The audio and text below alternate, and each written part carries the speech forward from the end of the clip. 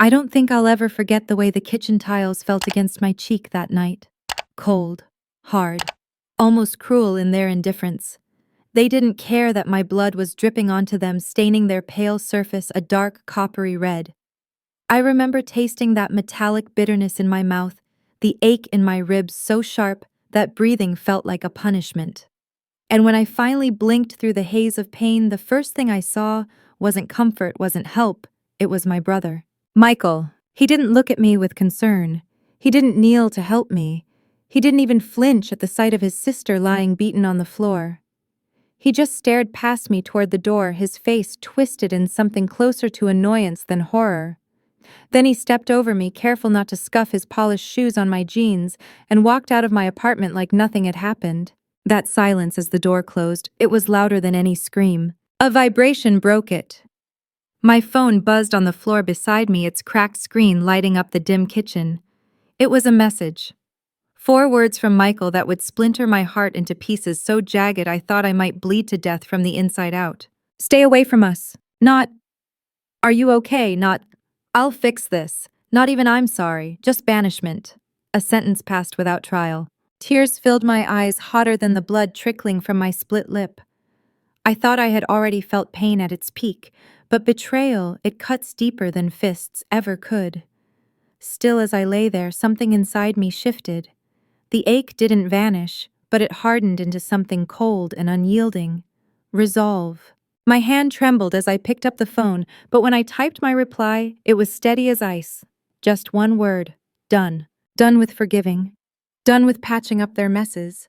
Done being the invisible pillar holding up a family that never saw me, never valued me. To understand why that word carried the weight of a lifetime, you need to understand what it was like growing up as Michael's sister. He was the golden boy. Always. No matter how little he achieved, the spotlight was his.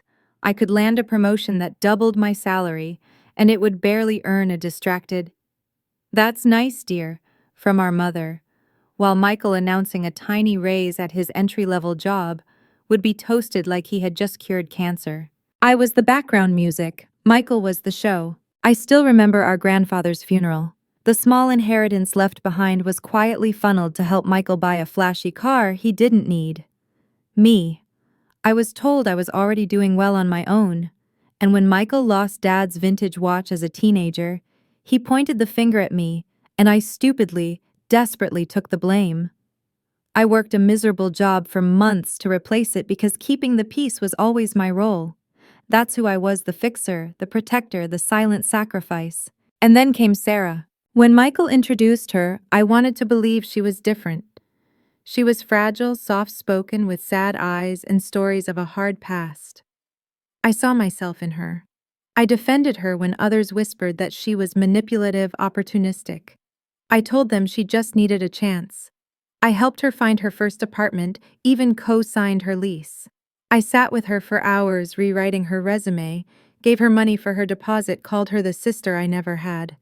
I believed she was family. But family doesn't leave you bruised and broken on your own kitchen floor. That night, as I dragged myself upright, my reflection in the oven door startled me. A stranger stared back, a woman with a swollen face, eyes swollen with grief, skin mottled with bruises. And in that reflection, I saw a truth I couldn't ignore anymore. The girl who forgave everything was gone. My first call wasn't to my mother or to Michael. It was to Jessica, my best friend since kindergarten, the only person who had ever seen me for who I truly was. My voice cracked when I whispered her name. She didn't ask me to explain twice. She didn't question if I was exaggerating. She just said, her tone firm, with a fury that mirrored my own, "I'm on my way." "And you are calling the police, Danielle? This isn't a family fight, this is a crime." Her words grounded me. For years I had told myself that my suffering was just the price of keeping a family together. But as I clutched the phone that night, ribs throbbing with every breath, I realized something. This wasn't about family anymore. This was survival. And I had finally chosen myself. The next morning, every muscle in my body screamed in protest. I moved carefully, each step a reminder of Sarah's fists and my brother's silence. A bruise spread across my ribs, a dark galaxy of purple and black that pulsed with each breath. My lip was swollen, the skin tight and raw, but oddly, my mind had never been clearer.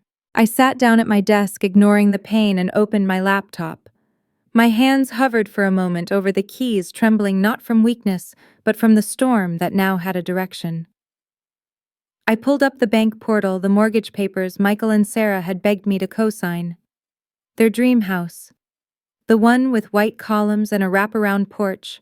The one they paraded around in photos like a trophy of their perfect love. The truth was, they couldn't afford it. Not without me.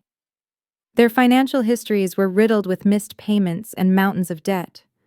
My spotless credit, my stable job, my sacrifices, that was the foundation holding up their fantasy. And now I was done holding it up. The system made it difficult to revoke a guarantee, as if to stop people from acting on emotion. But my choice wasn't impulsive, it was deliberate. Every click, every security question, every two-factor code was a declaration I was not their safety net anymore. When the final window appeared, "Are you sure you wish to proceed? This action may have significant consequences." I didn't hesitate. I clicked yes. I signed my name, and in doing so, I detonated a bomb in the middle of their carefully curated future. Hours later, my phone rang. Michael's voice was frantic, unrecognizable. He was panicked, like a spoiled child who had his favorite toy ripped away. "Danielle, what did you do?" "The bank just called. The loan was denied. They said the guarantor pulled out." "What did you do?" I let the silence hang, savoring his desperation. When I finally spoke, my voice was steady, stripped of emotion. "I did what you asked, Michael. I'm staying away. That includes my name, my credit, and my money." And I hung up. That evening, the pounding on my door shook the walls. It wasn't knocking. It was rage demanding entry. I peered through the peephole. Michael and Sarah stood there, their faces twisted with fury and desperation. "Danielle, open this door!" Sarah shrieked, her voice slicing the silence like glass. "You're ruining everything. Our house, our wedding, our future." Michael's tone was softer, trembling, pathetic. "Please, Danny. Think of Mom and Dad. Think of us. Don't do this." But staring at them through the small circle of glass, I didn't feel power.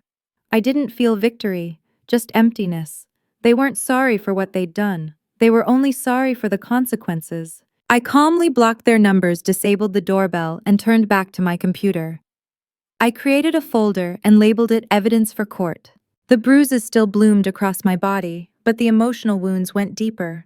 The phone calls began almost immediately. My mother's voice sharp with disappointment, scolding me for being selfish, for destroying my brother's happiness over a little disagreement. A little disagreement, that's what she called it. I could barely breathe as I reminded her mom she punched me. Michael stood there and watched. "Oh, don't be so dramatic," she snapped. "Sarah's under a lot of stress. You probably provoked her. You know how you can be with your career, your opinions. You make people uncomfortable." Her words gutted me more than Sarah's fists ever could. In her eyes, I was always too much, too independent, too successful, too unwilling to shrink myself.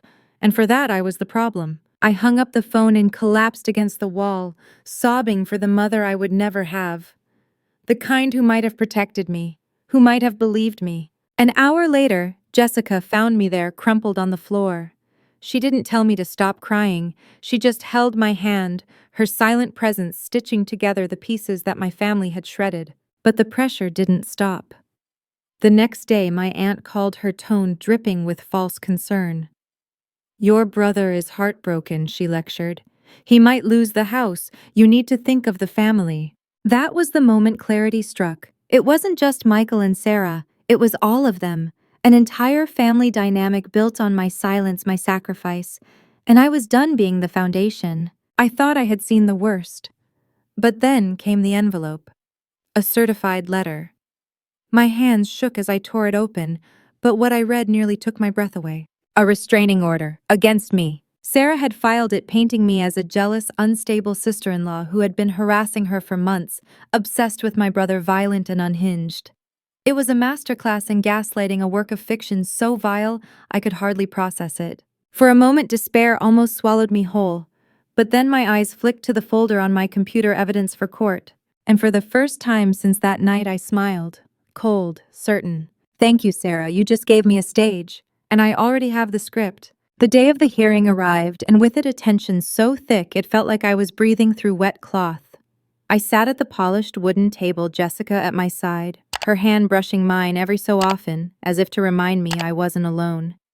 My lawyer, Ms. Davies, radiated calm confidence, her eyes sharp, her back straight, like a blade forged for battle. Across the aisle sat Sarah and Michael, and my mother.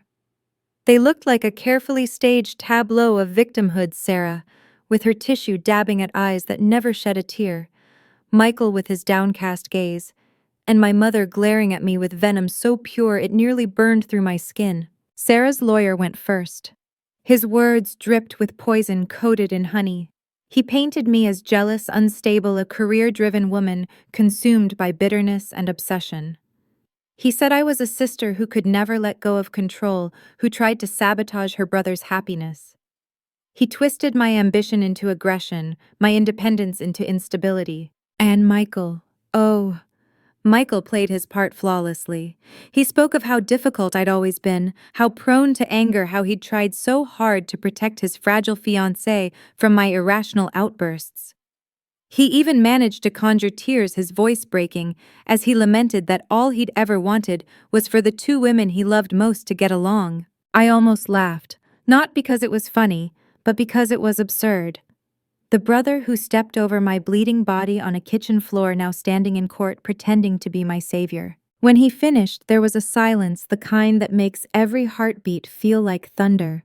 Then Ms. Davies stood. She didn't pace, she didn't rant. She simply said, "Your Honor, my client will not speak in circles. She will not drown this court in family drama. She will present facts." One by one the evidence appeared. First the photographs.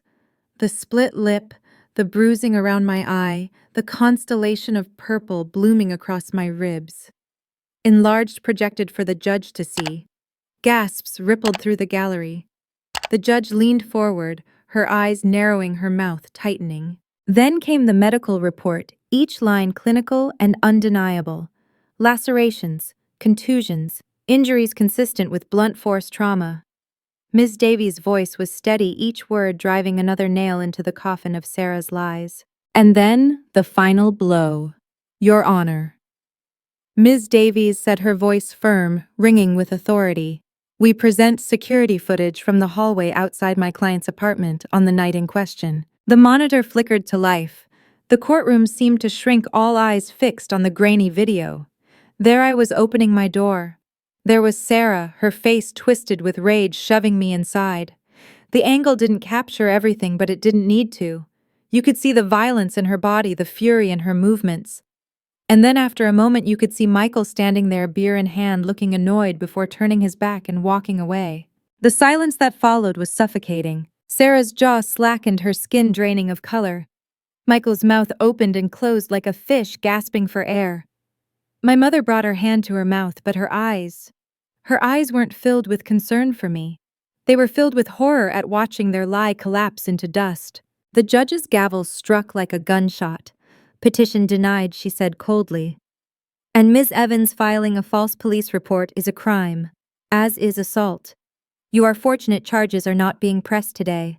It was over. The truth had spoken louder than any accusation. As I left the courtroom, Jessica wrapped her arms around me, whispering, "You did it.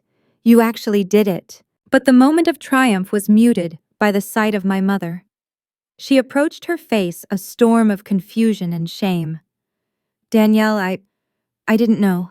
Her words trailed off into the air, meaningless syllables that once might have broken me.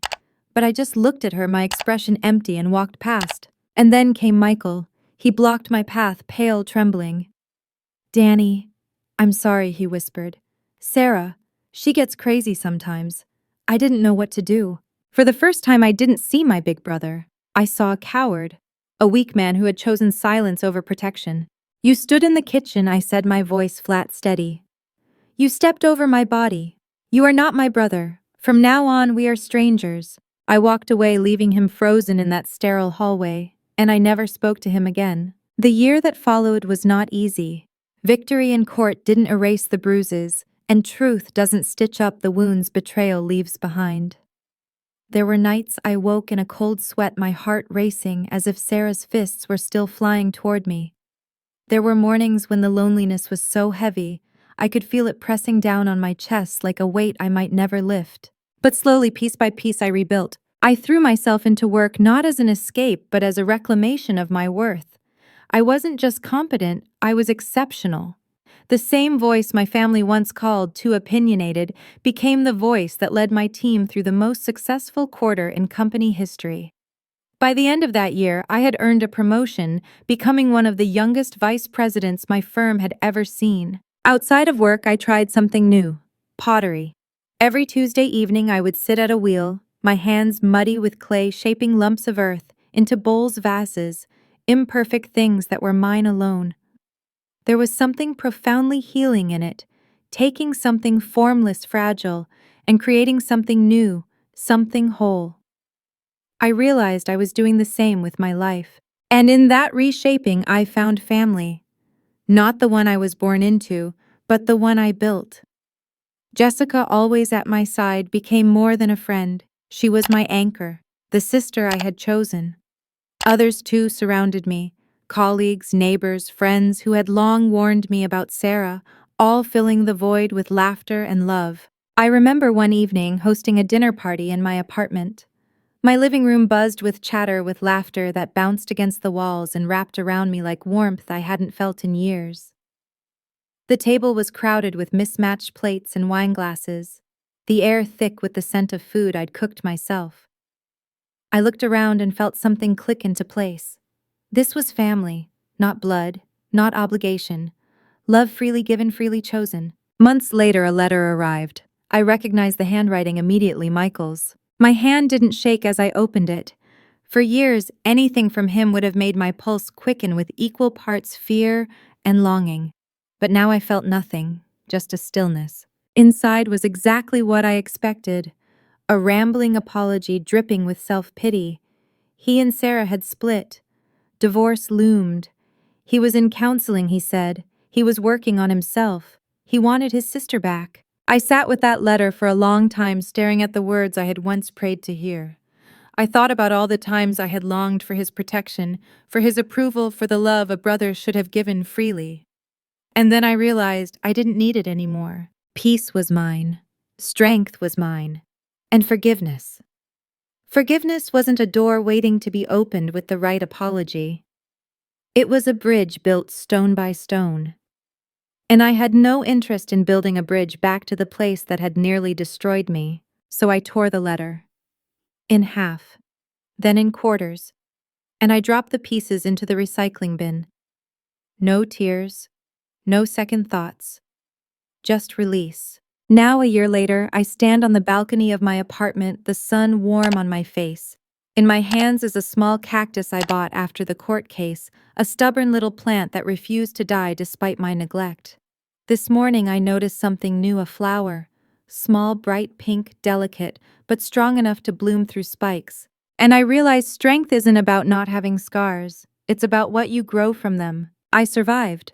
Not just the assault, not just the betrayal, but the deeper wound of realizing that sometimes family is the one that hurts you the most. And I learned that the only home worth protecting is the one you build inside yourself. I take a deep breath of the morning air, and for the first time in years, I feel completely free. Behind me, the door is open to whatever comes next. Thank you for listening to my story. It wasn't easy to share, but if you've ever felt trapped, unseen, or betrayed, I hope it gives you strength. Sometimes the bravest thing you can do is to walk away, to choose yourself. If my story touched you, please like this video, share it so someone else might find hope, and subscribe for more stories like this. And if you've ever had to cut a toxic family member out of your life, tell me your story in the comments. I'd love to hear from you.